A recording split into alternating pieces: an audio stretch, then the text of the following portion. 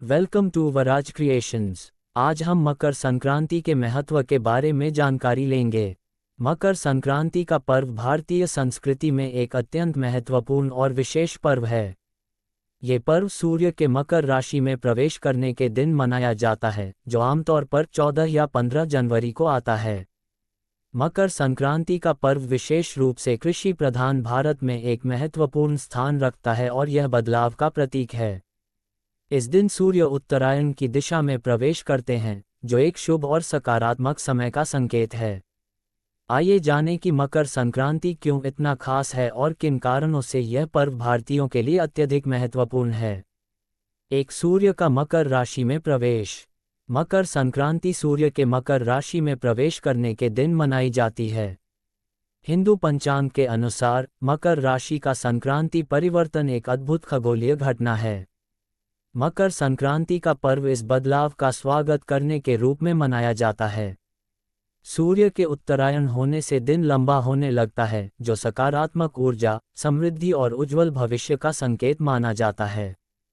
दो कृषि और फसल के हिसाब से महत्व। मकर संक्रांति का पर्व कृषि के दृष्टिकोण से भी अत्यंत महत्वपूर्ण है। ये समय होता है जब रबी की फसलें पककर तैयार होने लगती हैं। किसान इस समय अपनी मेहनत के फल को देख सकते हैं। चावल, तिल, मूंगफली, गन्ना जैसी फसलों की कटाई का समय मकर संक्रांति के आसपास होता है। इस दिन किसानों द्वारा नई फसल की पूजा की जाती है और वे एक दूसरे को फसल की शुभकामनाएं देते हैं। 3 दान और पुण्य का महत्व। मकर संक्रांति का पर्व दान देने के लिए भी अत्यधिक महत्वपूर्ण माना जाता है। इस दिन तिल, गुड़, कंबल और अन्य सामग्री का दान विशेष रूप से किया जाता है। यह माना जाता है कि इस दिन दान देने से पुण्य मिलता है और व्यक्ति के पापों का नाश होता है। खासकर तिल और गुड़ का दान करना इस दिन विशेष रूप से शुभ माना जाता है, क्योंकि यह मकर संक्रांति के साथ जुड़ा हुआ है। 4 उत्सव और मेल मिलाप का दिन।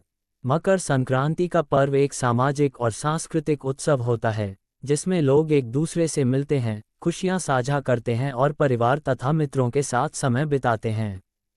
विशेष रूप से उत्तर भारत में ये दिन लोहड़ी के रूप में मनाया जाता है, जबकि दक्षिण भारत में इसे पोंगल के रूप में मनाते हैं।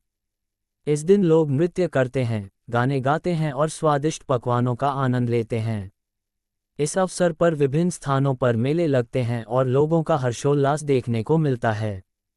5 पर्वों का संगम। मकर संक्रांति के दिन विभिन्न प्रकार के पर्व और त्योहार मनाए जाते हैं। ये दिन हिंदू धर्म के विभिन्न क्षेत्रों में अलग अलग परंपराओं के अनुसार मनाया जाता है।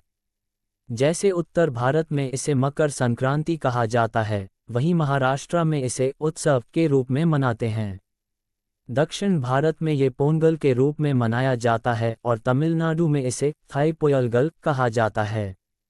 इस दिन का महत्व न केवल धार्मिक दृष्टिकोण से है, बल्कि यह क्षेत्रीय और सांस्कृतिक विविधता को भी दर्शाता है। 6 पतंगबाजी। मकर संक्रांति का पर्व खासतौर पर पतंगबाजी के लिए प्रसिद्ध है, विशेष रूप से गुजरात और राजस्थान में।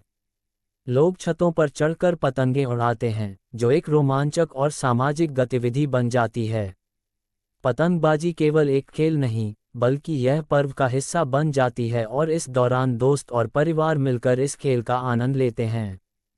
7 आध्यात्मिक दृष्टिकोण। मकर संक्रांति का पर्व आध्यात्मिक दृष्टिकोण से भी महत्वपूर्ण है। इस दिन को लेकर मान्यता है कि भगवान सूर्य देव के पूजन से जीवन में समृद्धि और सुख शांति आती है। कई लोग इस दिन पुण्य स्नान करने के लिए नदियों में डुबकी लगाते हैं, खासतौर पर गंगा और यमुना जैसी पवित्र नदियों में।